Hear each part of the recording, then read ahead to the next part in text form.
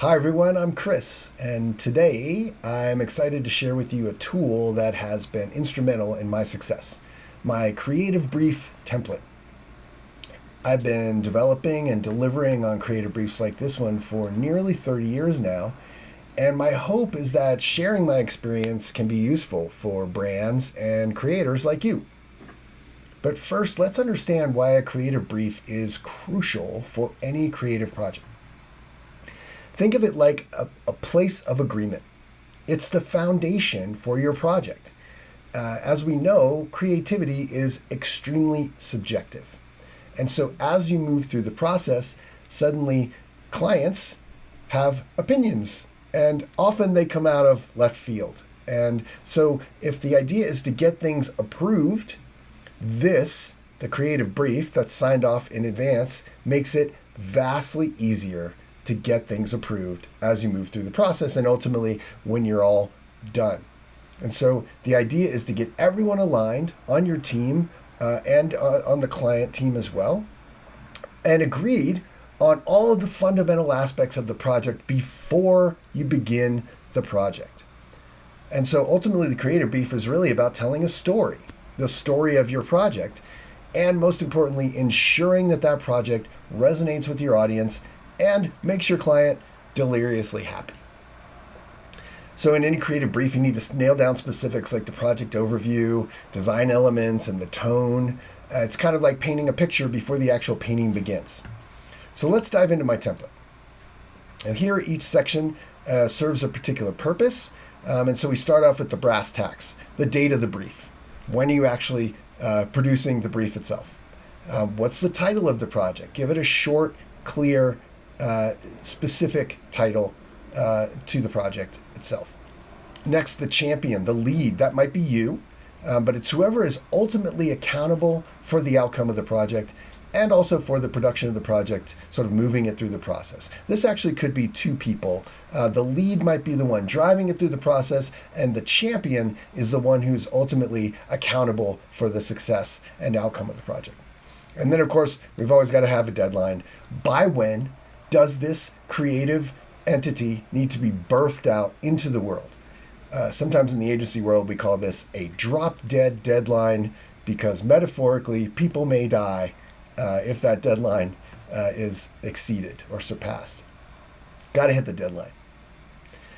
Next, project title. So build on this a little bit. Maybe give it a paragraph, a short one, almost like an elevator summary, elevator pitch about the project itself, very concise and somewhat detailed. But then we're going to break that down into its component parts. So overview. You'll notice that in italics throughout this template, I'm giving you sort of pro tips, little hints to help you write and compose each of the elements within the brief.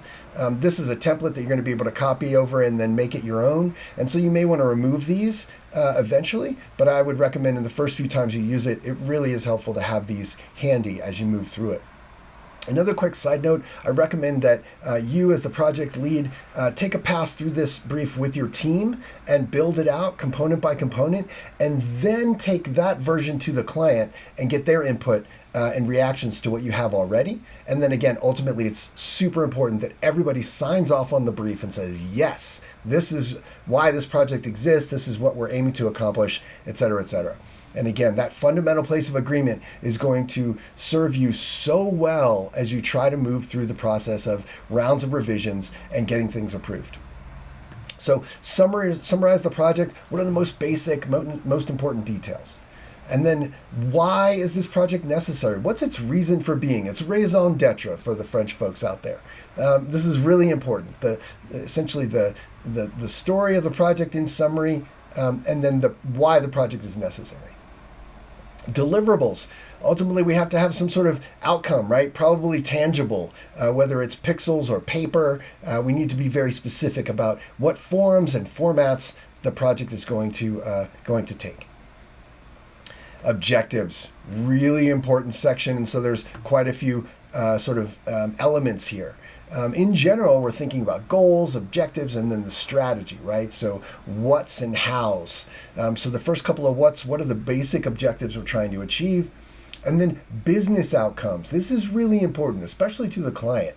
You always want to make sure that your creative project is tied to some aspect of the business. Is it about driving sales? Is it about driving foot traffic to a retail location? Ultimately, not every creative project, but any professional creative project where there's funding involved, there's going to be some sort of business outcome that you want to make sure you keep very clear in your mind as you move through the production process. So then we've got a how. How might those objectives and outcomes be achieved? And at this early stage, you can think in terms of educated guesses, and the client can help you with this section too. But you really want to have a good, solid set of educated guesses about the hows related to the objectives and outcomes. Another how will you measure the success of this project? So think in terms of key performance indicators, measurable details that are specific. Ultimately, ideally, these are numbers. And then what are the most critical aspects of the project? What are the essential components? What are some deal breakers that might be involved? Quick, silly example, one of the key stakeholders hates the color red. You really want to know that up front, right? So get that in this section here. Among your outlined objectives, where are the top priorities? So once you've got all your objectives out on paper, now go through them and take another pass and prioritize them, because there may be more objectives than are actually possible, but ultimately you're trying to reach all of the objectives, but you want to be clear on which ones are most important.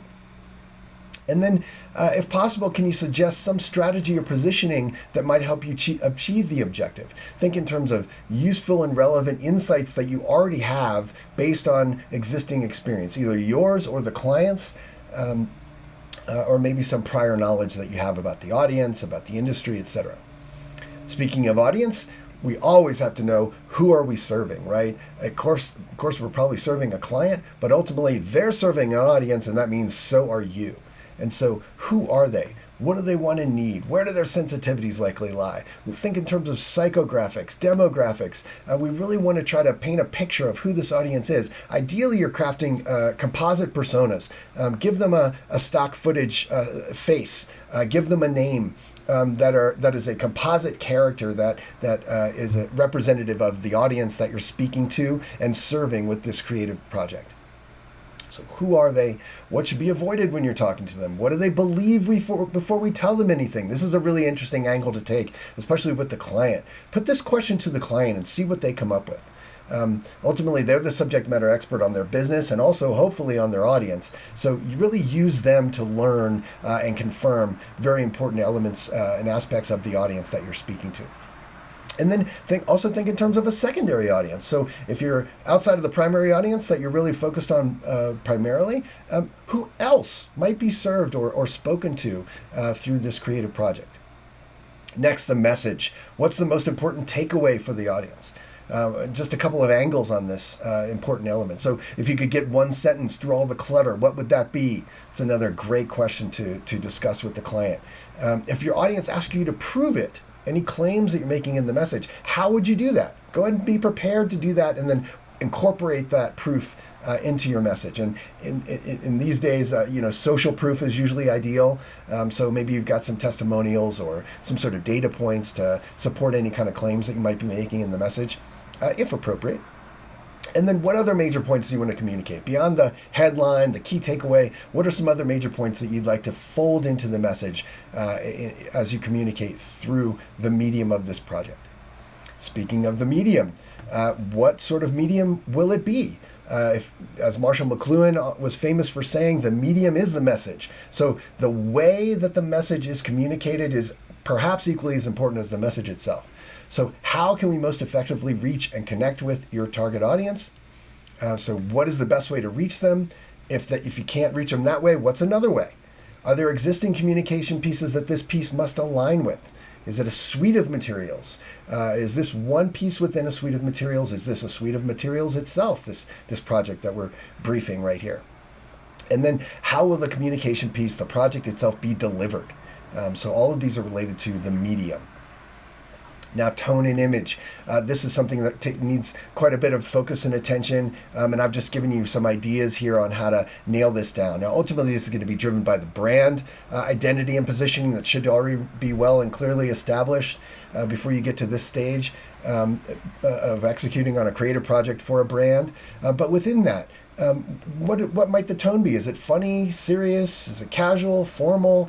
How do you want your brand to sound and come across to your target audience? Again, this is a nuanced approach to a pre-existing brand identity and positioning that should be already very clearly established and documented. Another helpful technique here is to think of your brand as a person. What tone and visual language should this communication piece adopt as a representative of that person in order to make the best impact on the audience? And then try to include some specific goals in terms of tone and image. Really think in terms of impact. Next, messages. So beyond the primary message that we've already talked about, what are differentiating features, benefits, and value delivered by the product or service that is most likely at the core of this creative project? Think in terms of features, benefits, value, other key points. This is pretty self-explanatory, I believe. And then brass tacks, back to brass tacks again, deadlines and budget. So the final deadline, that's the drop dead I mentioned before. Immediate deadline. This could be an initial round of revision. You may want to add some sections here and go ahead and flesh out sections of your timeline. So first round of revision, second round of revision, galley proofs, etc. And then a budget, very important. What sort of resources do you have to work with? And don't just think in terms of dollars. Definitely think in terms of hours. How many design hours do you have to work with? Copywriter hours, etc. Just think in terms of all-inclusively of all the resources involved, and those should all be elements of your budget.